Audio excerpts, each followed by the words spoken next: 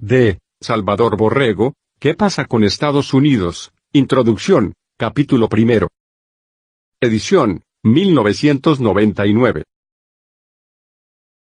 Producción: Alejandro Concha Gajardo. www.alejandroconcha.com. Introducción.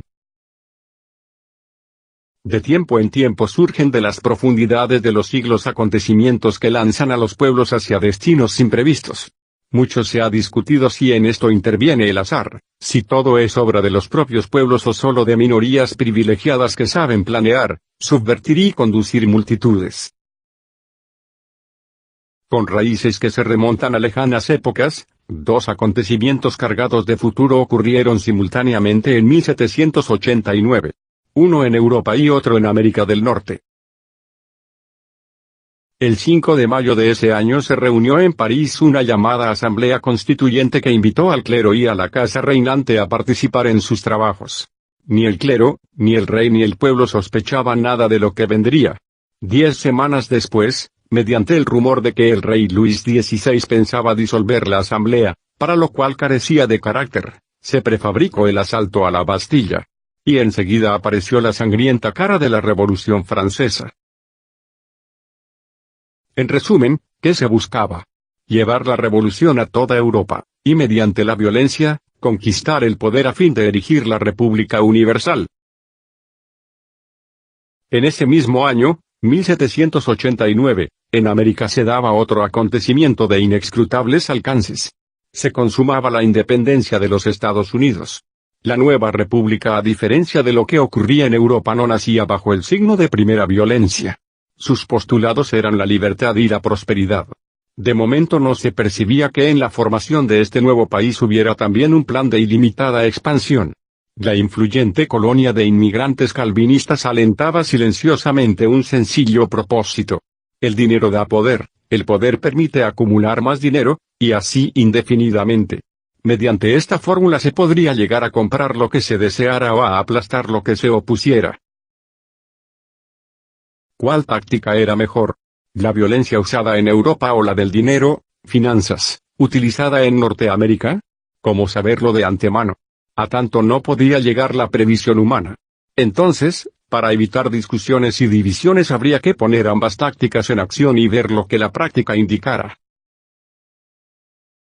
Quienes tienen la facultad de hacer planes porque saben bien de dónde vienen y a dónde quieren llegar planean para cierto número de años. Luego se juzga por resultados y se hacen modificaciones, se ajustan tácticas, se muda de lemas, etc. Todo lo anterior es la clave para aclarar muchos sucesos aparentemente contradictorios. Como estas líneas son solo introducción, en las siguientes páginas se consignan sucesos, personajes, fechas y testimonios. Así se pondrá de manifiesto que no todo es contradictorio y el por qué numerosas inteligencias lúcidas se equivocaron al juzgar lo que era lógico o ilógico. Así fue como, desde Moscú, se expandió el comunismo, y desde Washington el poder del dinero, convertido luego en neoliberalismo y en globalización. Al comprobarse que este último era el más eficaz para llegar al gobierno mundial, el comunismo abandonó la línea violenta y se vinculó a Washington. Ambos caminos obedecen a un mismo centro. Son el brazo derecho y el izquierdo de un mismo ente. En las siguientes páginas se consignan nombres, fechas, sucesos y testimonios que así lo comprueban. Capítulo primero. Dominio de lo ilógico. Actuaba un factor aún no identificado. Que el marxismo se apoderara violentamente de Rusia y de una docena de diferentes países para formar el imperio de la Unión Soviética, era explicable según su doctrina violenta. Que la Unión Soviética anunciara su revolución mundial para liquidar al capitalismo en todo el mundo, era igualmente explicable. Pero, que poderosos banqueros de Norteamérica le financiaran esa carrera, carecía de una explicación lógica. Que el pueblo estadounidense no supiera en 1918 hasta qué punto el marxismo era opuesto a su estilo de vida, era natural, dada la desinformación en que se le tenía. Pero que Herbert Matthews, enviado especial del New York Times, cablegrafiara desde Moscú, 7 de mayo de 1918, que la revolución soviética no era comunista y que ni Lenin, ni Trotsky ni Stalin lo eran, resultaba totalmente ilógico. Pero pronto se derrumbó tan magno engaño. Fue inocultable el terror y las matanzas colectivas y sistemáticas en que se debatía la Unión Soviética. El embajador norteamericano en Moscú, William C. Bullitt, 1933 a 1936, documentó minuciosamente que la presunta patria del proletariado era una inmensa prisión sostenida únicamente por el terror y la ayuda occidental. Al mismo tiempo se daba el absurdo de que la Casa Blanca aprobara el envío de maquinaria y de técnicos para apuntalar al régimen de Stalin. Todo era ilógico.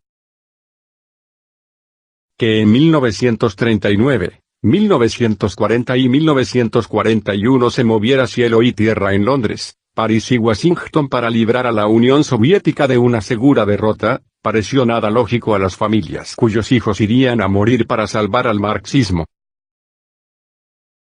En fin, casi fueron 3 decenios de sucesos inexplicables, ilógicos, durante los cuales las potencias de Occidente, democráticas y capitalistas, subvencionaron, auxiliaron y salvaron a la corriente ideológica que oficialmente era su enemiga. Criterios sólidos, pero no acertaban. Producción: Alejandro Concha Gajardo.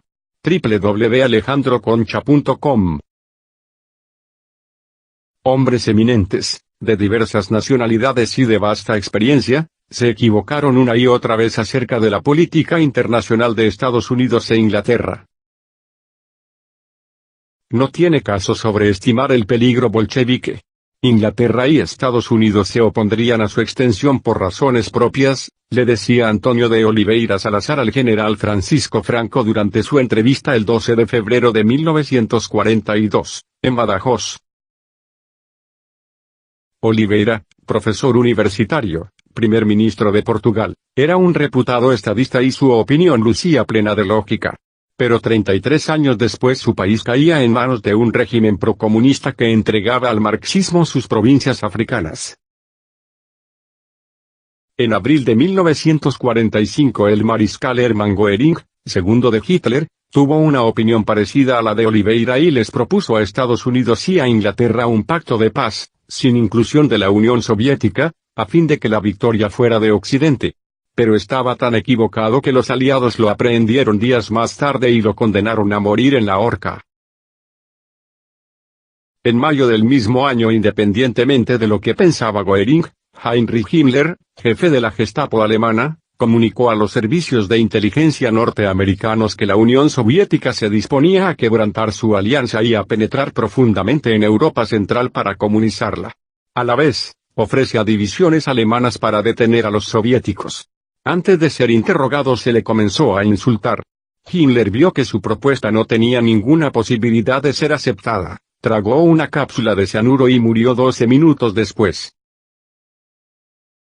En ese mismo mes de mayo, consumada la derrota de Alemania, el general norteamericano George Patton, comandante del poderoso Tercer Ejército, le decía al subsecretario de guerra, Patterson: debemos mantener las botas pulidas, las bayonetas afiladas y presentar un cuadro de fuerza y poderío a los rusos. Ese es el único lenguaje que entienden. Si no se hace esto, hemos triunfado sobre los alemanes y los hemos desarmado, pero hemos perdido la guerra. Debemos indicarles, a los soviéticos, dónde se encuentra su frontera y darles un plazo limitado para que retrocedan hasta ella. Los últimos días de Patton. L. Farrago. Patton creía que Occidente obraría en legítima defensa si procedía de ese modo lógico y se empeñó en convencer de ello a otros militares, pero 5 meses después fue relevado del mando y murió el 21 de diciembre, a raíz de un accidente automovilístico que parecía leve. Un año más tarde varios agentes de inteligencia del contraalmirante Ellis Zacharias, de la Armada norteamericana, creían lógicamente que serían aprovechados sus valiosos informes de que la Unión Soviética se preparaba para apoderarse de Hungría y Checoslovaquia, pero, ¿qué ocurrió? Los soviéticos se quejaron a Washington y a nosotros se nos propinó de golpes en la cabeza. Retirados, esparcidos, amonestados, desmovilizados. Algunos de esos agentes cayeron en poder de los soviéticos y fueron golpeados o liquidados, a puertas cerradas. Contraalmirante Elisem Zacharias. Cuando lo anterior se estaba consumando, Eduardo Benes y Jan Masaryk, aliados de las potencias que ganaron la contienda, reinstalados en Checoslovaquia mediante elecciones, tenían muchos argumentos lógicos para considerarse seguros. Pero la Unión Soviética apoyó a su líder Gottwald e instaló un régimen comunista. El presidente Benes se vio forzado a dimitir y su ministro Masaryk se suicidó, versión soviética, o fue arrojado por una ventana el 9 de marzo de 1948. Y lógicamente Checoslovaquia no recibió apoyo de sus antiguos aliados occidentales. En la misma época, 1946-1948, Chiang Kai-shek no lograba comprender, pese a su sabiduría china, porque su aliado americano de la reciente guerra mundial le bloqueaba la venta de armas y lo dejaba a merced de los guerrilleros comunistas, que eran abundantemente abastecidos por la Unión Soviética. Ni siquiera el embajador americano, general Patrick Hurley, comprendía esa política y mejor renunció a su puesto. En 1949 Chiang Kai-shek, que había sido uno de los cuatro grandes, junto con Roosevelt, Churchill y Stalin, tuvo que refugiarse en la isla de Formosa. El Departamento de Estado americano se defendía de las críticas diciendo que el jefe guerrillero chino Mao Tse-tung no era comunista, falsedad que el mismo Mao se encargó de desmentir. Entretanto, Polonia era otro caso en que lo lógico no funcionaba. Inicialmente había recibido con júbilo a las tropas soviéticas porque esperaba ser una nación libre y soberana. Tenía fundadas razones para pensarlo así, pues se había rehusado en 1939 a aliarse a Alemania y prefirió combatir contra el ejército alemán que se concentraba para atacar a la Unión Soviética. Así le prestó un enorme servicio a Moscú y sirvió de pretexto para que las potencias aliadas le declararan la guerra a Alemania. Lógicamente Polonia esperaba participar de la victoria, como había participado en la guerra, pero no fue así. Quedó sujeta a un régimen comunista apoyado y dirigido por Moscú. Algo parecido sucedió en Estonia, Letonia y Lituania. Producción: Alejandro Concha Gajardo. www.alejandroconcha.com. 7 años después de terminada la Guerra Mundial, o sea en abril de 1952, el general Douglas MacArthur, héroe de la lucha contra los japoneses en 1941-1945, creía lógicamente que en 1952 estaba actuando bien al aplicarles demoledores golpes a los comunistas invasores de Sudcorea. Los tenía ya en posición de derrotarlos y de unificar a la dividida Corea. Pero había gente en el Departamento de Estado americano que reprobaba esa eficacia, y el presidente Truman acabó por destituirlo. MacArthur podía preguntarse, si siempre había sido lógico que un ejército en campaña buscara la victoria, ¿por qué ahora no? Después de 11 años de terminada la guerra, en octubre de 1956, los húngaros anhelaban lógicamente el restablecimiento de un régimen democrático propio. ¿No acaso se había librado la guerra en nombre de la democracia?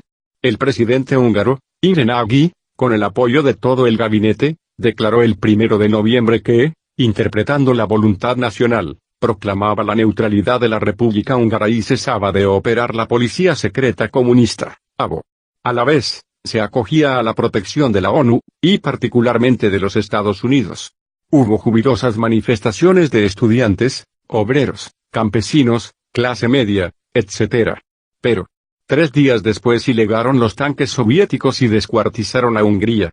Nagy no recibió apoyo de Occidente y fue ejecutado por la Unión Soviética. Muchos de sus seguidores corrieron igual suerte.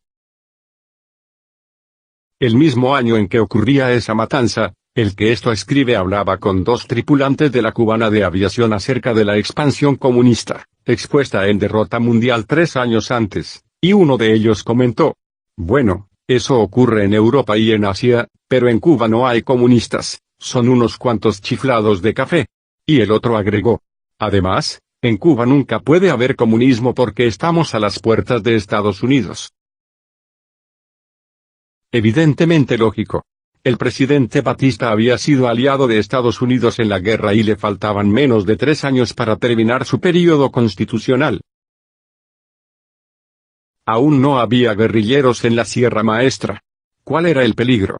Pero 2 años después el embajador americano Smith le comunicaba a Batista que Estados Unidos consideraba terminado su gobierno, y horas más tarde el comunismo reinaría en Cuba. Y lógicamente, 20 años después de la comunistización de Cuba, en Nicaragua el general Anastasio Somoza, egresado de West Point, amigo de Estados Unidos, renunció a la presidencia, julio de 1979, y emigró para que cesara la lucha guerrillera. En su lugar quedó el vicepresidente constitucional, Dr. Francisco Urcullo, con la intención de celebrar elecciones al año siguiente y constituir un régimen de unidad nacional. Era un plan lógico, pero el embajador americano Pezzullo le dijo que, por instrucciones del presidente Carter, debería entregar el poder a los sandinistas. Y 36 horas más tarde el comunismo empezaría a reinar en Nicaragua. Urcullo no salía de su asombro porque había fallado todo lo que parecía lógico.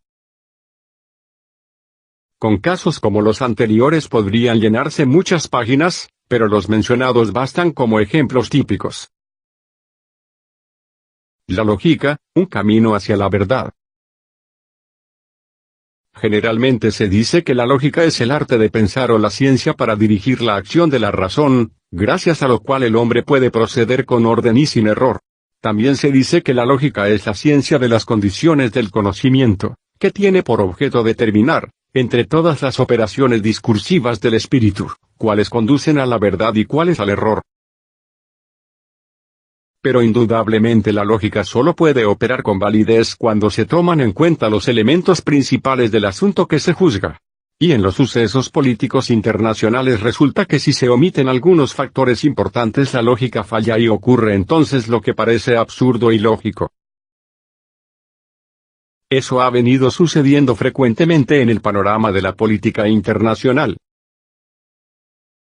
Como Estados Unidos es el centro del acontecer político del mundo, claramente esbozado desde 1918, y más decisivamente potenciado al terminar la Segunda Guerra Mundial en 1945, al contemplar la incesante expansión del comunismo empezó a surgir en el mundo la pregunta: ¿qué pasa con Estados Unidos? Eso ocurrió primero en Europa Central, donde el marxismo descuartizaba a Hungría impunemente. Igual pregunta se repitió luego en Asia, donde Washington ayudó a que su aliado Chiang Kai-shek fuera derrotado por los comunistas. E igual pregunta se formuló cuando numerosos pueblos africanos fueron desligados de sus colonizadores europeos y entregados a regímenes marxistoides. ¿Acaso Estados Unidos se cruzaba de brazos en Europa, Asia y África por ser regiones lejanas? Pero, ¿por qué también cuando el marxismo llegaba a los sindicatos y a las universidades de Iberoamérica? Y la pregunta se repitió más dramáticamente cuando Cuba cayó bajo el terror de Castro Ruz. El escritor norteamericano Gary Allen llegó a decir que todo país comunista podría llevar la leyenda Made in USA. Esta afirmación sonaba ilógica si solo se tomaba en cuenta que el pueblo norteamericano era anticomunista. Pero no tan ilógica si podía percibirse que ese pueblo tiene la facultad de elegir gobernantes, pero no la de conducir la política exterior de su país. Al llegar a este punto es indispensable preguntarle antecedentes a la historia. D. Salvador Borrego, ¿qué pasa con Estados Unidos? Introducción, capítulo 1. Fin del capítulo. Producción: Alejandro Concha Gajardo. www.alejandroconcha.com